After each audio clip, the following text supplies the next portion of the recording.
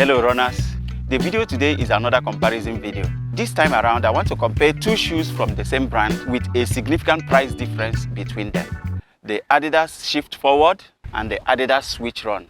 If you are new here, you are welcome. And if you've not yet subscribed to my channel, please make time to subscribe. It helps the channel to grow and encourages us to keep making quality content for you guys. Now, these two shoes are very similar. If you just see them on face value, maybe if you just look at this one and then later you look at this one, you may think you are looking at the same shoes because their design, the profile, everything looks just about the same. But they are entirely different shoes. The way you differentiate these two shoes is that in the Shift Fwd, they have actual holes in the midsole. I can stick my finger in it and you can see it here. Whereas the Switch Run just has indentations. The hand is not going anywhere. And then if you also look at this, you see that this also has a plate under this.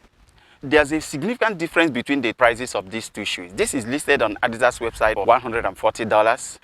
On the other hand, this is also listed on Adidas website, usually between $80 to $100. Now, this cost me $50 more than what this one cost me. The aim of this video today is to help guys determine whether the extra value that I will be getting from this is worth $50. So many things affect a run, When you run with the shoes consecutively, that is the best way to compare these shoes because your mood is the same, where you run is the same and everything. So that's what I want to do today. I want to run in these two shoes consecutively. 5 kilometers in the Shift Fwd and 5 kilometers in the Switch Run, one after the other. That way I'm able to feel exactly what I'm getting more from this than what I'm getting from this. Of course, my mood is the same and I am also going to run around the same circuit in the two shoes. And the conditions of running is the same, everything is the same. So guys, stay with me as I go on this run. We lace up the Switch Run. We're ready. See you after the first 5 kilometers.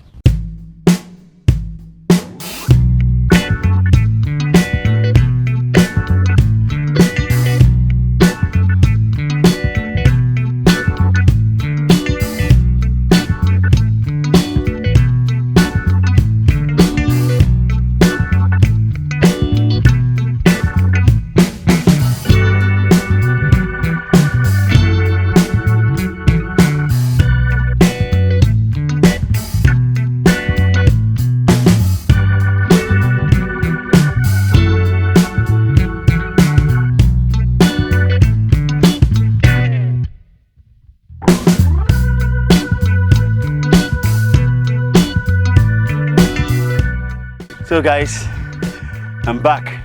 The shoes were very comfortable on the feet. They felt nice.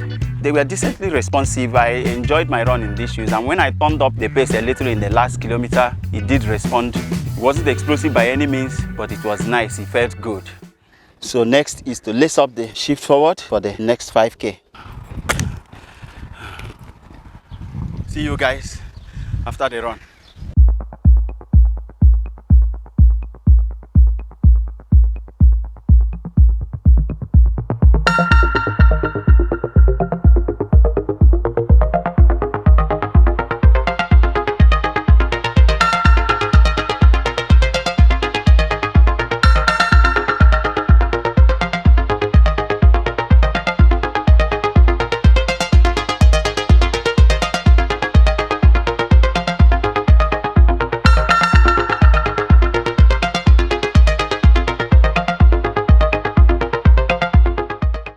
So guys, we are back.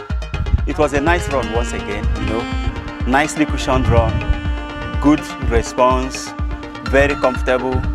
I also thoroughly enjoyed the run in these shoes. But definitely there were some differences in the two shoes, and that's what we are about to explore right now. But before we get into the run experience in each of these shoes, I will just summarize a few specs. First of all, this one actually runs large. So I went half a size down in this. Instead of my usual size 11, I got size 10.5, which is 44 to 3rd. And that's the one that really fit me perfectly. So consider going half a size down if you want to get this. On the other hand, this one runs true to size. I got my usual size here, size 11, and it fit perfectly. The Shift Fwd has 44.5 millimeters in the heel, 34.5 in the forefoot with a 10 millimeter heel to toe drop. This one has 39 millimeters in the heel, 29 in the forefoot, also giving a 10 millimeter heel to toe drop. On the scale, these weigh 344 grams in men's size 10.5. US size 11 in this weighs 318 grams. So this is 26 grams lighter than this one. And of course, when you put them on feet, you just feel it. This one feels so light on the feet, whereas this one feels a little heavy. The things that you can take away from these shoes is the lockdown is excellent. In both shoes, the arch support was nice. And then when it comes to stability, both were nice, stable shoes. Getting to the other things, I noticed this was slightly more breathable than this. Now, let's talk about the cushion, the ride, the response that I got from these shoes. Now, these felt very light on the feet. They were very nicely cushioned, but the cushion that you get from the Shift Forward is on another level. Very soft and nice underfoot feel, like a luxury experience underfoot. And then when it comes to response, I also felt more response in the Shift Forward. This felt so much bouncier on the feet. But there's an equalizer in this case. These ones felt so much lighter on the feet. I felt better running in this. I enjoyed the run in the Switch Forward so much more because this gave a nice, smooth, comfortable, and bouncy rolling ride. Now, this also gave a nice, smooth, and enjoyable ride. But I enjoyed my run in this more than I enjoyed my run in this. Now, what are you paying $50 more to buy? If you look at these two shoes, this one has Continental rubber outsole, and this does not have Continental rubber outsole. These have had more than 100 kilometers in them, but you can barely see a scratch. And then when you look at the upper also, you see that the upper in this is more premium, it's tougher. So overall, I think you are going to get a significantly more durability in the Shift Forward than you are going to get from the Switch Run. Now, the next thing that you are getting extra in this is the enjoyment of the run. The cushion from this is just plush. This gave one of the best cushions that you can get in a running shoe. But that's about it. Apart from the durability and the underfoot comfort you get from this, I think every other thing in these two shoes kind of flattens out. This is more responsive, but it is heavier. This is less responsive, but it's lighter. So in the end, they kind of cancel each other out. But that enjoyment feeling of the run is more in this than in this. Of course, I wouldn't really worry about the pace so much because none of these shoes is going to be a speed shoe for me. These are nice, comfortable shoes that you are going to use on easy days and recovery runs. Both shoes are going to give you a very decent run, but the Shift Forward is going to give you extra durability and extra luxury underfoot. So I think that is what we are paying the extra $50 for. Now, let's say I now have to choose an option. Should I pay $140 to get this, or should I get this at $80? All said and done, I will go for this at $80 because despite the fact that this is more enjoyable, it's got more durability, I think I'm getting enough from this. I don't feel the difference is worth $50. I think I will rather invest it in something else.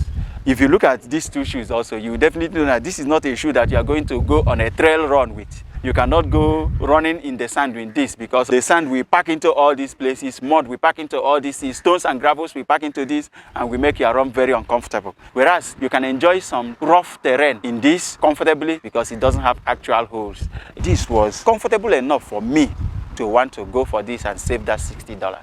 In all shoes under $100, which I have reviewed on my channel so far, these shoes have the best cushion. But that's how I feel about these shoes. How you feel on them might be different. The aim of the review is to tell you the difference between these two shoes, and I think I've done that, and then it's up to you to decide. So guys, that's it for me about these shoes. I hope you've enjoyed the video. Thanks for watching. See you in the next one.